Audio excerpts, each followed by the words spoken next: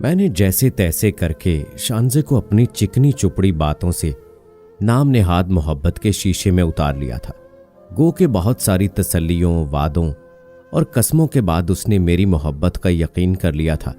जब उसे मैंने पूरी तरह मोहब्बत के जाल में फांस लिया और मुझे यकीन हो गया कि अब शानजे मेरे लिए किसी भी हद तक जा सकती है, तो मैंने उसको शादी के लिए प्रपोज कर दिया।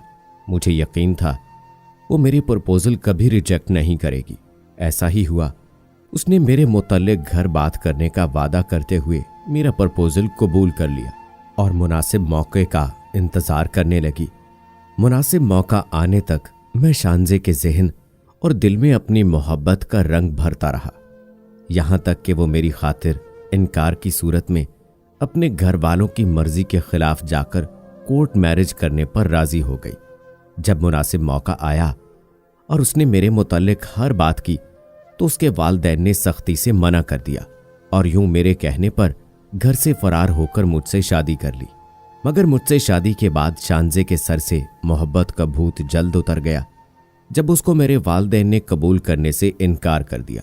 उसने मुझे वालिदैन को छोड़कर अलग रहने पर मजबूर करना चाहा, मगर मैंने ये कहते हुए साफ इनकार कर दिया कि तुमने किसी की खातिर वालिदैन को छोड़ा तो मैं आज तुम्हें कोई भी कबूल करने के लिए तैयार नहीं। अगर मैं भी तुम्हारी तरह वालिदैन को छोड़ दूंगा तो कल को मुझे भी मेरी औलाद या अजीजो अकारब कबूल करने के लिए तैयार नहीं होंगे। मेरी बात सुनकर शानजे की जुबान गुंग होकर रह गई। वो मेरे गुस्सीले तासुरात और लहजा देखते हुए सहम गई और उसकी आंखों में नमी उतर आई। वो खामोशी से एक साइड पर बैठ गई और मैं घर से बाहर निकल गया। मेरे वालिदैन चूंकि खानदानी तौर पर रईस थे, मैं तो शानजे की फैमिली और चाल चलन के बारे में जानता था, मगर वो शानजे को बतौर बहू तस्लीम करने पर तैयार ना हुए। लिहाजा उन्होंने मुझे शानजे को फ़कत इस शर्त पर घर में रहने की इजाज़त दे दी कि वो हवेली के मुलाजमीन के लिए बने कमरों में से एक में रहेगी और मैं बतौर शौहर उसके करीब भी नहीं जाऊंगा। वालिदैन के फैसले के सामने सवाल करने की मेरी तो कभी जुर्रत ही नहीं थी।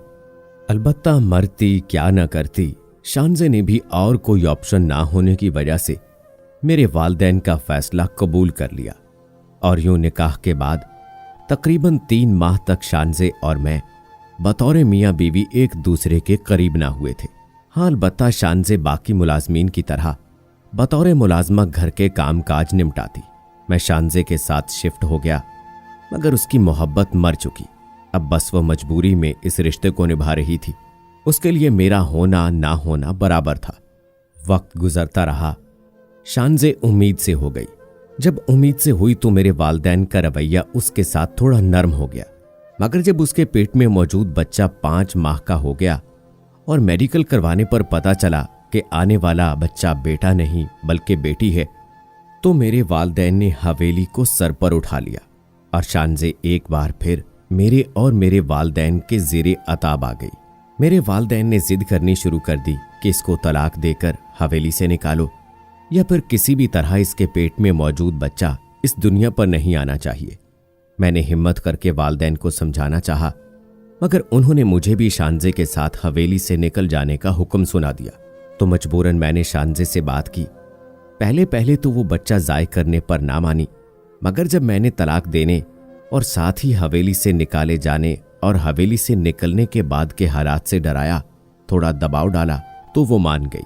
मगर जब मैं उसे लेकर डॉक्टर के पास पहुंचा तो डॉक्टर ने सफाई से साफ इनकार कर दिया। मैंने डॉक्टर को बहुत सारे पैसे ऑफर किए, सिफारिश करवाई, मगर वो ना माना। तो मैंने दूसरे फिर तीसरे डॉक्टर से बात की। मेरी पूरी कोशिश के बाद भी कोई डॉक्टर मां के पेट में मौजूद बच्चे की जान लेने पर तैयार ना हुआ। तो मैंने घर आकर वालिदैन को सारी सूरत हाल बताई। अब मैं भी शानजे से उकता चुका था। मैं भी नहीं चाहता कि मेरी बेटी पैदा हो। दूसरी तरफ मुझ पर वालिदैन का भी दबाव था कि हवेली में तुम्हारी पहली औलाद बेटा होनी चाहिए। लिहाजा मैंने शानजे से जान छुड़ाने का फैसला कर लिया और उसको सैर करवाने के बहाने नहर पर ले गया। नहर पर ले जाकर शानजे के दुपट्टे से ही उसके हाथ और पांव बांधकर नहर में फेंक दिया। उसके हाथ और पांव बांधने के बाद जब मैं मुर्दार जानवरों की तरह उसको घसीटते हुए नहर में फेंकने के लिए ले जा रहा था तो उसने मुझे बहुत वास्ते दिए, मुझसे तलाक तक लेने पर राजी हो गई थी। उसने मुझे मेरी मोहब्बत, वादे, कस्में सब कुछ याद करवाया था, मगर मेरे लिए अब वो उसकी कोख में मौजूद बच्चे समेत सब कुछ बेमानी हो चुका था। मैंने उसकी कमीज में 6 ईंटें डालने के बाद उसको नहर में फेंक दिया और घर आकर वालिद साहब को सब कुछ बता दिया तो मेरे वालिद साहब ने मेरा कंधा थपथपाया और अपने खास कमी फत्तू को आवाज दी। मुझे और फत्तू को साथ लेकर नहर के उस मकाम पर पहुंचे जहां मैंने शांजे को फेंका था। फत्तू ने नहर में कूदकर उसकी लाश बाहर निकाली।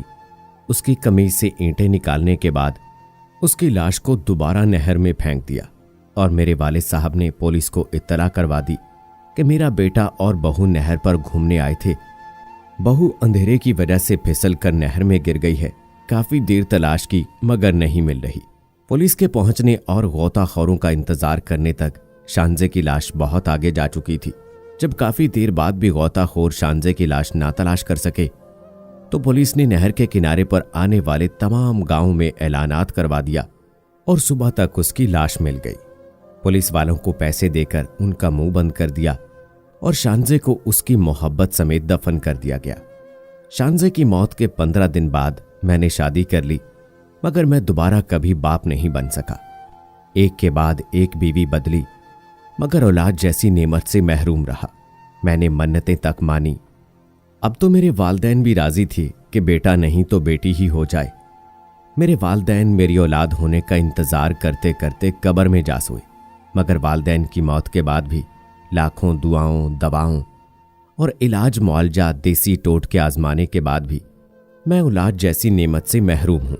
मेरे शांजे के कत्ल वाले गुनाह पर आज भी अल्लाह ने पर्दा डाल रखा है, मगर मैं आज भी नहर, नदी, नाला या दरिया अबूर नहीं करता, भले ही उस पर पुल बना कितना भी महफूज क्यों ना हो। अगर मजबूरी में मुझे कुछ ऐसा वैसा अबूर करना पड़ जाए तो मैं जानवरों की मानंद अपने हाथों को जमीन पर टिकाकर चौपाओं की सूरत में अबूर करता हूं। मुझे हर वक्त धड़का लगा रहता है कि मैं भी नहर में डूबकर मरूंगा।